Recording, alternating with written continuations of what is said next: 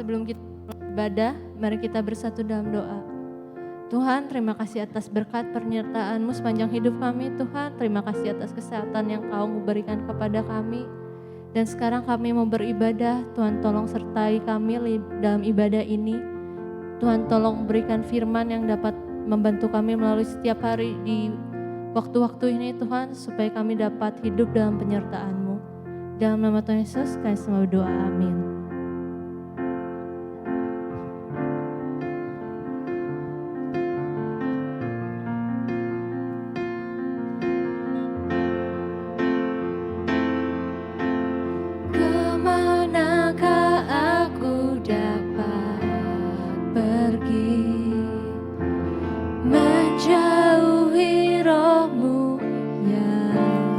Suci Kau sahabat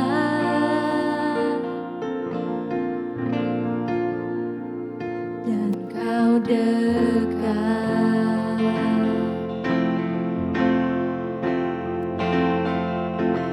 bahkan seluruh pengabdianku tak bisa membalas kesetiaan. Sungguh mulia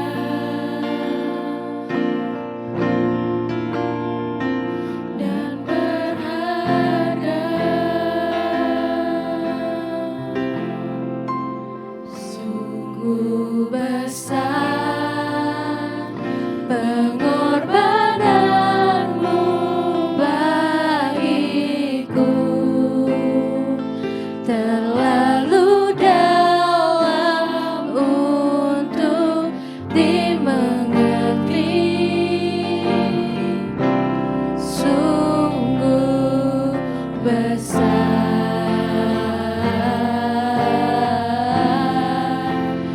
sungguh indah yang Kau pikirkan tentangku,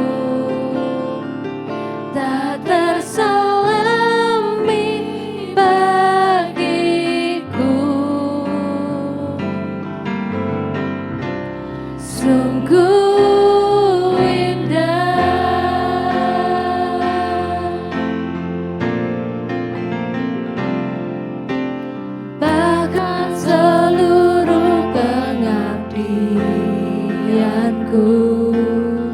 tak bisa membalas kesetiaan-Mu, sungguh mulia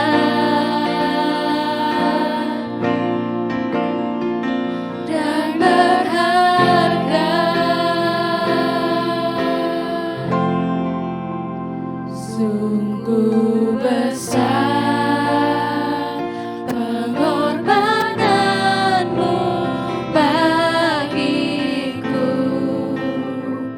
terlalu dalam untuk dimengerti,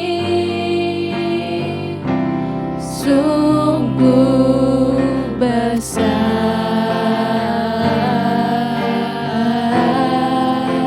sungguh indah yang Kau pikirkan tentangku, tak terselami bagiku. Sungguh indah,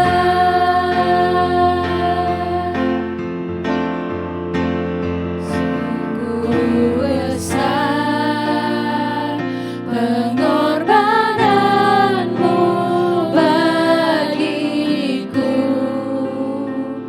terlalu dalam untuk dimengerti,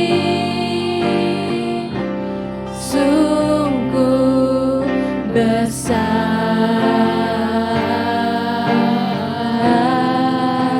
sungguh indah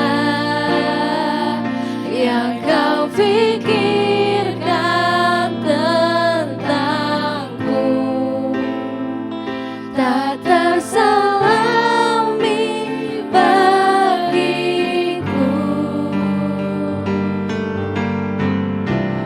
sungguh indah. Mari kita gunakan kesempatan ini untuk memuji, meninggikan nama Tuhan. Kita mau bersyukur, kita mau naikkan pujian.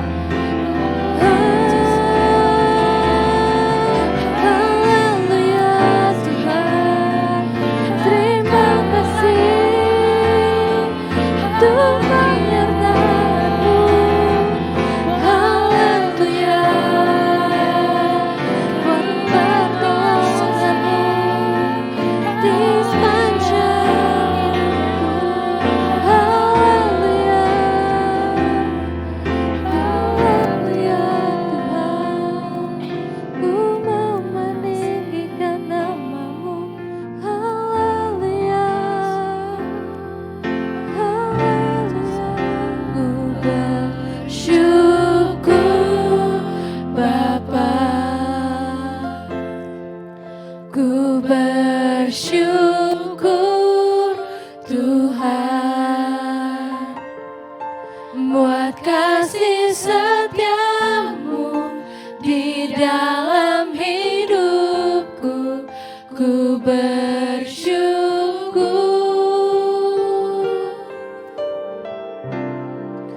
ku bersyukur Bapa, ku bersyukur Tuhan, buat kasih setiamu di dalam hidupku. Ku bersyukur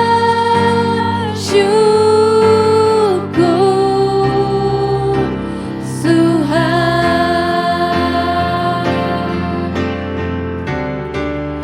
ku bersyukur Bapa, ku bersyukur Tuhan, buat kasih setiamu di dalam hidupku. Ku bersyukur,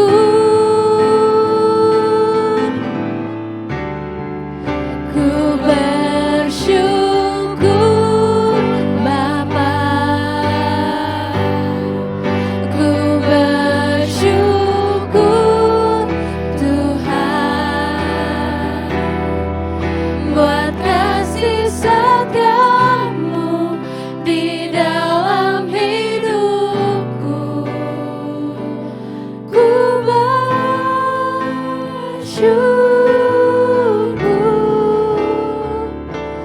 ku bersyukur,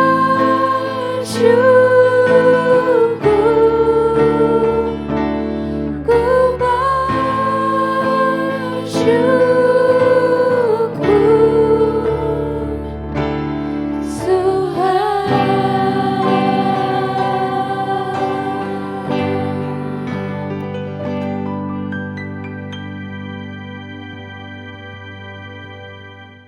Shalom rekan-rekan PRBK, anggota P Generation yang dikasih oleh Tuhan.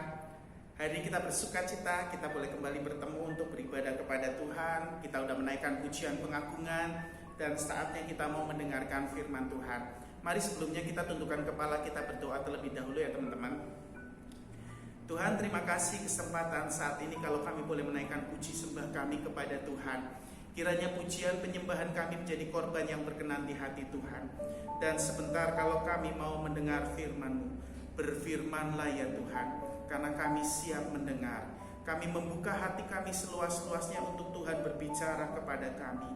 Demi nama Yesus Tuhan dan Juru Selamat kami yang hidup, kami berdoa dan bersyukur. Haleluya, amin. Nah rekan-rekan P Generation yang dikasih oleh Tuhan, hari ini Kofaren memberikan tema kepada saya untuk kita pelajari bersama tentang unstoppable love. Apa itu unstoppable love? Di sini kita akan belajar bersama tentang karakteristik kasih Allah yang luar biasa, yang Allah nyatakan kepada umatnya, termasuk kepada saudara dan saya. Dan hal-hal apa yang membuat sehingga kita bisa menikmati unstoppable love itu. Mari kita melihat bersama satu bagian firman Tuhan di dalam Yeremia 31 ayat yang ketiga.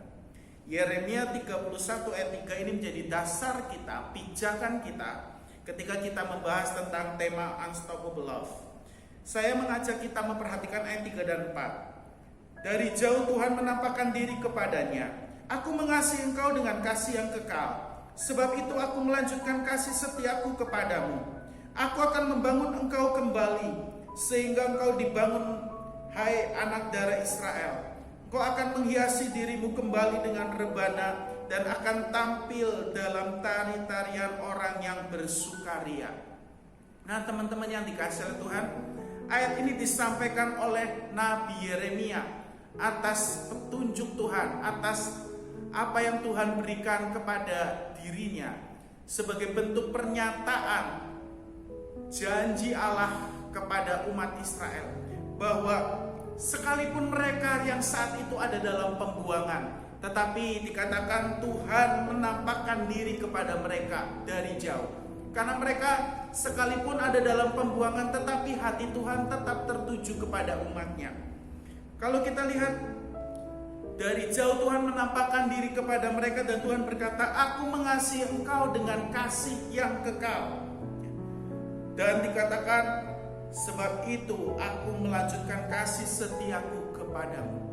Nah teman-teman, Tuhan berkata, aku mengasihi engkau dengan kasih yang kekal, dan aku akan melanjutkan kasih setiaku kepadamu. Menarik bukan? Bagaimana sekalipun ada di tempat pembuangan, tapi Tuhan matanya tetap tertuju kepada umatnya. Bahkan Tuhan berkata, aku mengasihi engkau dengan kasih yang kekal. Walaupun Tuhan izinkan mereka masuk dalam pembuangan, bukan di negeri mereka, tetapi mereka dibawa ke negeri yang jauh, dan di sana mereka diperhamba, dijadikan budak, tetapi Tuhan tetap menunjukkan kasih setianya kepada mereka. Itu sebabnya di ayat yang keempat tadi, Tuhan melanjutkan janjinya, aku akan membangun engkau kembali, sehingga engkau dibangun, hai anak darah Israel. Engkau akan menghiasi dirimu kembali dengan rebana, dan akan tampil dalam tari-tarian orang yang bersukaria. Tuhan ingatkan umatnya bagaimana mereka dulu ketika di negeri mereka, di Yerusalem, di kerajaan Israel. Setiap kali ada perayaan-perayaan ibadah kepada Allah, mereka menari dengan penuh sukacita, menaikkan pujian dengan rebana, dengan tari-tarian sebagai ekspresi sukacita mereka, karena Allah begitu mengasihi mereka. Nah, ketika ada dalam pembuangan, mereka seakan-akan kehilangan sukacita itu, karena mereka ada di negeri asing. Ini yang pernah diungkapkan oleh pemazmur, bukan? Mereka pernah berkata, bagaimana kami bisa menyanyikan nyanyian Tuhan di negeri asing, menyanyikan nyanyian bagi Tuhan di negeri asing. Tetapi Tuhan berjanji bahwa Tuhan akan kembali menyatakan kasih-Nya kepada mereka, sehingga umatnya akan kembali dibangun, dan mereka akan menghiasi diri dengan rebana, dengan tari-tarian orang bersukacita. Kenapa? Karena Tuhan sekali lagi akan menunjukkan kasih setianya. Tuhan menyatakan kasih setianya kepada umatnya sejak Dia menjadikan mereka sebagai milik kesayangannya. Kalau teman-teman baca Mazmur 135 ayat yang keempat, di sana pemazmur katakan, Allah telah memilih Yakub, memilih Israel menjadi milik kesayangannya. Artinya keturunan Yakub, yakni bangsa Israel, itu dijadikan Tuhan milik kesayangan Tuhan. Kenapa? Karena bapak-bapak leluhur mereka ada Abraham, Ishak, Yakub. Mereka adalah orang-orang yang menaruh iman, percaya, dan pengharapannya kepada Allah Yahweh, Allah penebus. Sehingga dalam kehidupan mereka, mereka menunjukkan penghormatan mereka, kehidupan yang saleh, kesetiaan mereka kepada Allahnya. Dan itu membuat Tuhan kemudian mengikat dirinya kepada keturunan mereka di dalam satu perjanjian yang kekal, bahwa Dia akan menunjukkan kasih-Nya kepada mereka. Selanjutnya kalau teman-teman baca satu ayat di dalam Ulangan pasal yang ke-32 ayat 9 sampai 12. Saya ingin kita memperhatikan bagian ini. Ulangan 32 ayat 9 sampai 12, karena ada beberapa hal yang kita bisa pelajari. Tetapi bagian Tuhan ialah umatnya, Yakub ialah milik yang ditetapkan baginya. Didapatinya dia di suatu negeri di padang gurun, di tengah-tengah ketandusan dan auman padang belantara. Dikelilinginya dia dan diawasinya, dijaganya sebagai biji matanya. Laksana Raja Wali menggoyang bangkitkan isi sarangnya, melayang-layang di atas anak-anaknya, mengembangkan sayapnya menampung seekor dan mendukung di atas kepaknya. Demikianlah Tuhan sendiri menuntun dia, dan tidak ada Allah asing menyertai dia.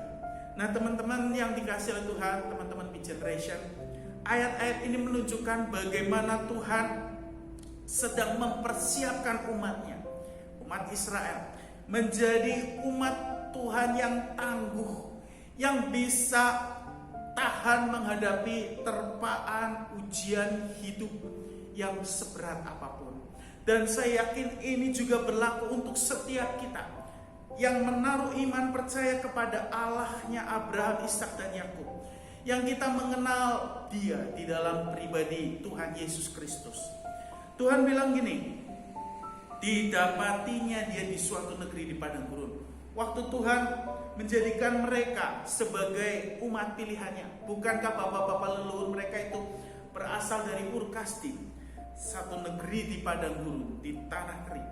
Bahkan ketika kemudian mereka mengalami penindasan di tanah Mesir, Tuhan bebaskan mereka melintasi padang gurun untuk masuk ke negeri yang Tuhan janjikan, yaitu tanah Kanaan. Tuhan katakan dikelilinginya dia dan diawasinya, dijaganya seperti biji matanya. Penjagaan dan pemeliharaan Tuhan itu begitu sempurna atas umatnya. Kalau kita flashback, mundur ke belakang, mengingat sejarah perjalanan bangsa Israel, ada dalam perlindungan Tuhan yang luar biasa. Dan itu membuktikan bahwa Tuhan menjaga mereka seperti dia menjaga biji matanya. Lalu di ayat 11 dikatakan, laksana Raja Wali menggoyang bangkit isi sarangnya, melayang-layang di atas anak-anaknya, mengembangkan sayapnya, menampung seekor dan mendukungnya di atas kepaknya. Demikianlah Tuhan sendiri menuntun dia. Teman-teman Beat Generation, pernah melihat gak seekor induk Raja Wali kalau mau ngelatih anaknya terbang? Dari tempat sarangnya yang sudah dibuat oleh induknya, anak-anak itu senantiasa menunggu induknya datang membawa makanan, kasih makanan kepada mereka. Tapi kalau dirasa sudah tiba waktunya, anak-anaknya ini harus belajar terbang, induk Raja Wali akan menggoyang bangkitkan isi sarangnya, sehingga anak-anaknya akan terhempas dari sarang itu dan jatuh ke bawah, dengan harapan ketika mereka jatuh ke bawah, mereka akan mencoba mengepakkan sayapnya. Dan tahukah teman-teman Beat Generation, ketika anak-anak Raja Wali itu mulai jatuh, mereka mulai coba kepak-kepakan sayapnya. Dan ketika mereka mencoba belum berhasil, induk Raja Wali yang melihat anak-anaknya akan terancam bahaya, cepat-cepat dia menukik dan kemudian mengembangkan sayapnya, dia tampung anak-anaknya satu demi satu, supaya anak-anaknya tidak jatuh terhempas di antara batu-batu karang. Dia selamatkan mereka, dia dukung kembali mereka. Kemudian esoknya dilatih lagi seperti itu berulang-ulang. Dia tempatkan di sarangnya, kemudian dia goyang bangkitkan kembali sarangnya, supaya mereka jatuh dan mereka mulai belajar kembali kepakan sayapnya. Sampai kemudian ketika anak Raja Wali itu mulai terbiasa mengepakkan sayapnya dan mereka mulai bisa terbang. Mereka mungkin dalam bahasa mereka, anaknya akan bilang, "Pak, Ma, saya bisa terbang." Dan ketika mereka mulai terbang, mereka melihat alam sekeliling mereka, alam yang begitu luas. Mereka bilang, "Wah, di sini begitu indah, tidak pernah kita lihat sebelumnya." Nah teman-teman, seperti itulah Tuhan mau melatih kita. Kadang cara Tuhan melatih kita membuat kita merasa takut, merasa ngeri, merasa Tuhan kayaknya gak peduli. Tuhan biarin kita sampai di titik nyaris. Ketika nyaris, Tuhan akan topang kita, dia akan tampung kita, dia akan mendukung kita untuk dia mempersiapkan kita di dalam latihan selanjutnya. Sampai kita bisa menjadi pribadi yang tough, pribadi yang tangguh menghadapi pergumulan hidup seberat apapun juga. Nah, itu cara Tuhan melatih umat Israel, nenek moyang mereka sebelumnya. Tetapi kalau kita melihat konteks kitab Yeremia ini, karena kelalaian mereka, ketidaktaatan mereka, maka kemudian Tuhan izinkan mereka masuk dalam pembuangan. Karena mereka tidak taat, mereka mengabaikan hukum dan aturan yang Tuhan berikan, Tuhan biarkan mereka mengalami masa pembuangan. Tetapi di dalam pembuangan sekalipun, Tuhan tetap menunjukkan janjinya bahwa Dia mengasihi mereka dengan kasih yang kekal, dan Dia akan melanjutkan kasih setianya itu. Nah, kasih setia itu, teman-teman, kalau kita coba cari artinya, memang gak ada penjelasan secara detail tentang kata kasih setia ini. Tetapi kalau saya baca di tafsiran Alkitab yang ada di gadget teman-teman, itu ada yang buatan Sabda. Di sana dijelaskan bahwa kasih setia itu sangat erat hubungannya dengan perjanjian dan kesetiaan. Jadi kalau kita coba gabungkan, dikatakan bahwa kasih setia itu kurang lebih merupakan kasih yang mantap teguh di atas dasar perjanjian yang dibuat. Dan teman-teman, bukankah seperti itu kasih setia yang Tuhan tunjukkan? Tuhan menunjukkan kasih yang teguh, kasih yang mantap, yang tidak goyah atas dasar perjanjian yang sudah dibuatnya bersama dengan nenek moyang bangsa Israel, bersama dengan Abraham, Ishak, dan Yakub. Itu sebabnya Tuhan tidak pernah membiarkan umatnya mengalami masa-masa sulit dan dibiarkan begitu saja. Sekalipun Tuhan izinkan mereka melewati itu semua, ada waktunya Tuhan akan kembalikan mereka. Tuhan akan intervensi, akan membawa mereka kembali kepada maksud dan rencananya. Karena Dia Allah yang menaruh kasih setia. Dia terikat dengan perjanjian yang telah dibuatnya, dan Dia akan menunjukkan kasih-Nya berdasarkan perjanjian yang dibuatnya itu. Itulah sebabnya sekalipun umatnya ada dalam pembuangan akibat kesalahan dan ketidaktaatan mereka, namun tetap Tuhan menunjukkan kasih setia-Nya, dan Dia berjanji bahwa Dia akan mengembalikan sukacita kegirangan kepada umatnya, karena Dia terikat dengan perjanjian kepada nenek moyang Israel. Nah, teman-teman, kita sebagai orang percaya, kita pun ada di dalam pemeliharaan kasih setia Tuhan. Rekan-rekan B-Generation, kalian masih muda, di masa muda kalian, Tuhan mau mengikatkan dirinya dengan perjanjian kasih setia kepada kalian. Yang penting bagaimana kita bisa menikmati kasih setia Tuhan, belajar menaruh iman percaya kepada Tuhan. Sama seperti leluhur bangsa Israel, Abraham, Ishak, dan Yakub. Mereka dikenal sebagai orang-orang yang tunduk, taat, dan setia kepada Allahnya. Ketaatan mereka, kesetiaan mereka, ketundukan dan penghormatan mereka itu membuat Allah terikat dalam kasih setia ini. Ikatan kasih setia ini terikat berdasarkan perjanjian yang membuat Dia menunjukkan kasih setianya. Nah, mari kita sejak muda belajar untuk taat setia kepada Tuhan, menjadi anak-anak muda yang menaruh iman pengharapannya kepada Tuhan. Sekalipun di sekeliling kita mungkin banyak tawaran yang menggoda, banyak orang yang bilang, udahlah sekarang masih muda, nikmatin masa muda kalian dulu, jangan sok rohani. Justru selagi muda kita harus menunjukkan bahwa kita memiliki kualitas hidup yang berbeda dari teman-teman yang lain. Ya, ingat Daniel, sekalipun mereka ada di Babel dan mereka masih muda-muda, tapi mereka tetap menunjukkan identitas mereka sebagai umat Allah. Dan Tuhan bela mereka. Tuhan beri hikmat 10 kali lebih cerdas dari orang-orang lain, dari ahli-ahli lainnya. Ingat Timotius, seorang muda yang dididik oleh Rasul Paulus Paulus bilang, jangan seorang pun menganggap engkau rendah karena engkau muda. Jadilah teladan. Sekalipun masih muda, kita harus bisa jadi teladan buat orang lain. Ya. Nah, teman-teman, kita sebagai orang percaya, sebagai anak-anak Tuhan, Tuhan sudah menjadikan kita sebagai anak-anak Allah sejak saat kita percaya dan menerima Yesus sebagai Tuhan dan Juru Selamat kita. Di Injil Yohanes 1 ayat 12, tetapi setiap orang yang menerimanya diberinya hak sebagai anak-anak Allah, yaitu mereka yang percaya dalam namanya. Kalau kita percaya dalam nama Yesus, kita menjadi anak-anak Allah. Kita diberi hak untuk menyandang predikat sebagai anak-anak Allah. Jadi kalau kita udah percaya, terima Yesus sebagai Tuhan dan Juru Selamat pribadi kita, kita adalah anak-anak Allah. Jadi tunjukkanlah identitas anak-anak Allah yang sejati. Anak-anak yang takut akan Tuhan, menghormati Tuhan Allahnya, supaya kasih setia Tuhan terus dinyatakan dalam hidup saudara dan saya. Saya mencoba memberikan satu penjelasan kepada teman-teman menurut versi saya.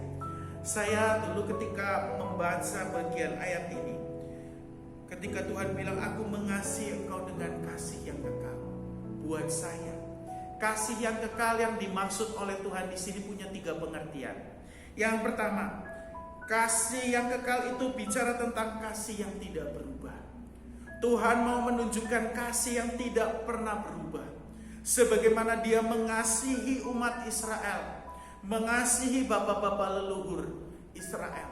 Dia mengasihi umat Israel, Dia juga mengasihi saya. Dia juga mau mengasihi saudara-saudara anggota B-Generation, rekan-rekan B-Generation sekalian. Dia kasihnya tidak pernah berubah. Sekali Tuhan mengasihi kita, Dia akan terus menunjukkan kasihnya itu di dalam kesetiaan akan perjanjiannya. Dia tidak pernah hari ini Dia mengasihi, besok Dia membenci kita, enggak. Dia akan tetap menunjukkan kasihnya hari lepas hari. Ketika kita senang, Dia ada menyertai kita. Ketika kita sedang dalam pergumulan, Dia juga mau menyertai kita, memberi kekuatan kepada kita melewati pergumulan hidup yang harus kita lalui. Yang kedua, bukan cuma kasih yang tidak berubah, tetapi kasih yang kekal itu juga bicara tentang kasih yang tak berkesudahan. Kasihnya itu terus menerus Tuhan mau tunjukkan dalam hidup saudara dan saya.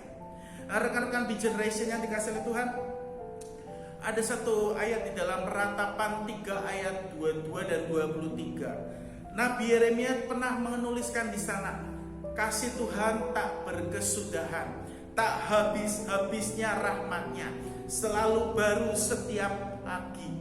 Setiap pagi Tuhan menunjukkan kasih-Nya yang selalu baru atas umat-Nya, termasuk atas saudara dan saya.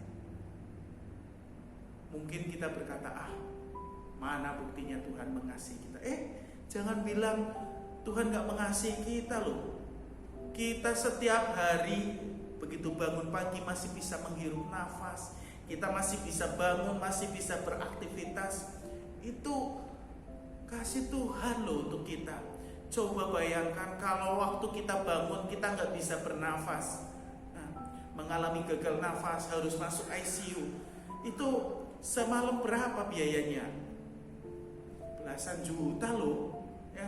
Belum kalau kita tiba-tiba sakit, dibikin Tuhan sakit, gak bisa apa-apa, jadi stroke atau gimana, kan? Jadinya kita gak menikmati kehidupan kita dengan bebas, bukan? Kalau kita diberi kesehatan yang sempurna, kita bisa beraktivitas, itu Tuhan menunjukkan kasih-Nya tak berkesudahan atas kita. Banyak orang yang sakit pengen diberi tubuh yang sehat seperti saudara dan saya. Jadi bersyukurlah kalau Tuhan tunjukkan kasih-Nya tak berkesudahan kepada kita.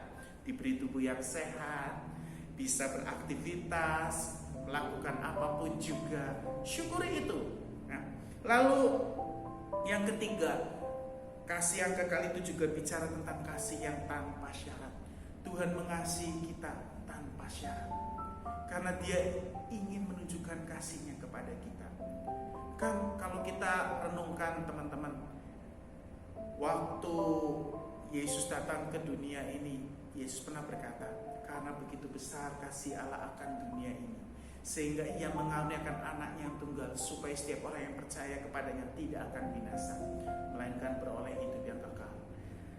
Kasih Allah itu ditujukan untuk seisi dunia ini, untuk semua orang yang ada di dunia ini, termasuk saudara dan saya. Dia menunjukkan kasih setianya. Tanpa syarat dia berikan kasihnya itu. Tapi untuk mendapatkan hidup yang kekal, kita harus menerima, percaya dan menerima dia sebagai Tuhan dan Juru Selamat, supaya setiap orang yang percaya kepadanya tidak binasa, melainkan beroleh hidup yang kekal. Kasih Tuhan itu ditunjukkan kepada semua orang tiap hari. Dia beri matahari, dia beri hujan, semua orang dia beri itu bisa menikmati. Nafas yang kita hirup setiap hari, dia berikan kepada semua orang tanpa syarat. Harus kita syukurin itu. Jadi teman-teman, mari kita mau terus syukuri rahmat kebaikan yang Tuhan terus nyatakan di dalam hidup kita, karena dia ingin terus menyatakan kasih-Nya dalam hidup saudara dan saya. Nah, yang terakhir kemudian, bagaimana selanjutnya sikap kita atau respon kita setelah kita mengalami, merasakan kasih Tuhan yang tak berkesudahan itu. Saya mengajak teman-teman membaca satu bagian di dalam Yeremia 32 ayat 39 sampai 41. Ini menjadi bagian akhir pembahasan renungan kita saat ini. Aku akan memberi mereka satu hati dan satu tingkah langkah, sehingga mereka takut kepadaku sepanjang masa untuk kebaikan mereka dan anak-anak mereka yang datang kemudian. Aku akan mengikat perjanjian kekal dengan mereka, bahwa aku tidak membelakangi mereka, melainkan akan berbuat baik kepada mereka. Aku akan menaruh takut kepadaku di dalam hati mereka, supaya mereka jangan menjauh daripadaku. Aku akan bergirang karena mereka untuk berbuat baik kepada mereka, dan aku akan membuat mereka tumbuh di negeri ini dengan kesetiaan, dengan segenap hatiku dan dengan segenap jiwaku. Nah, teman-teman PRBK yang dikasihi oleh Tuhan, ayat ini mengatakan bahwa Tuhan akan memberikan satu hati, satu tingkah langkah atau tingkah laku, sehingga umat Tuhan akan memiliki takut akan Tuhan sepanjang masa untuk kebaikan mereka dan anak-anak mereka yang kemudian. Tuhan mengikat perjanjian yang kekal dan dia tidak akan membelakangi mereka. Tuhan akan menaruh takut kepada Tuhan di dalam hati mereka. Biarlah ini juga menjadi doa kita di hadapan Tuhan. Kita minta Tuhan, berikan kepada kami hati yang takut akan Tuhan. Berikan tingkah laku, tingkah langkah yang senantiasa mempermuliakan Tuhan, supaya melalui hidup kita orang boleh melihat ada Kristus yang nyata. Kenapa? Karena kalau kita melakukan ini, Tuhan bilang, aku akan bergirang karena mereka untuk berbuat baik kepada mereka, dan aku akan membuat mereka tumbuh di negeri ini dengan kesetiaan, dengan segenap hatiku dan dengan segenap jiwaku. Allah kita Allah yang senang mengikat dirinya dengan perjanjian. Ketika kita terikat di dalam perjanjiannya, karena kita menaruh hati yang taat, hati yang takut akan Tuhan, menghormati Tuhan, dia juga akan terikat dengan perjanjiannya kepada kita, bahwa dia akan bergirang karena kita dan akan berbuat baik kepada kita, sehingga kasih Tuhan yang tak berkesudahan itu benar-benar menjadi bagian setiap pribadi kita masing-masing. Mari teman-teman PRBK, jadilah orang-orang yang menikmati kasih Allah yang tak berkesudahan di dalam hidup saudara dan saya. Amin. Mari kita satukan hati, kita berdoa. Tuhan, terima kasih untuk renungan firman-Mu yang boleh kami dengar saat ini. Kami diingatkan bahwa kami memiliki Allah yang akan terus menyatakan kasih setianya yang tak pernah berkesudahan, kasih setiamu yang tak pernah berubah, kasih setiamu yang tanpa syarat yang akan Kau nyatakan dalam hidup setiap kami, anggota Beat Generation di tempat ini. Karena itu bawa kami, setiap anak-anak muda, setiap remaja yang ada, untuk kami terus hidup di dalam takut akan Tuhan, sehingga kami boleh terus menikmati kasih-Mu yang tak berkesudahan. Berkati sekolah kami, berkati kuliah kami, pekerjaan kami, masa muda kami dijadikan baru seperti Raja Wali. Untuk kami boleh melihat keagungan dan keajaiban Tuhan dinyatakan sempurna atas kami. Terima kasih Tuhan, terima kasih. Dan akhirnya, mari rekan-rekan B-Generation yang dikasih oleh Tuhan, setelah kita beribadah kepada Tuhan, biarlah kita boleh terus menjadi anak-anak muda, menjadi setiap orang yang menaruh hati takut akan Tuhan, akan terus menikmati kasih Tuhan yang tak berkesudahan di dalam hidup kita. Mari arahkan hati, tadakan tangan, terimalah berkat Tuhan. Tuhan memberkati engkau dan melindungi engkau. Tuhan menyinari engkau dengan wajahnya dan memberi engkau kasih karunia. Tuhan menghadapkan wajahnya kepadamu dan memberi engkau damai sejahtera. Oleh sebab itu, rekan-rekan B-Generation yang dikasihi oleh Tuhan, mari sekarang terimalah berkat, rahmat anugerah dari Allah Bapa kita, cinta kasih sayang penyertaan putranya Tuhan kita Yesus Kristus, dan persekutuan damai dengan Roh Kudus. Kiranya terus tinggal menyertai kita sekalian mulai saat ini sampai Maranatha Tuhan Yesus datang kedua kalinya, bahkan sampai selama-lamanya. Demi nama Tuhan Yesus Kristus kami berdoa dan bersyukur. Haleluya. Mari yang percaya sama-sama kita katakan amin. Tuhan memberkati kita sekalian.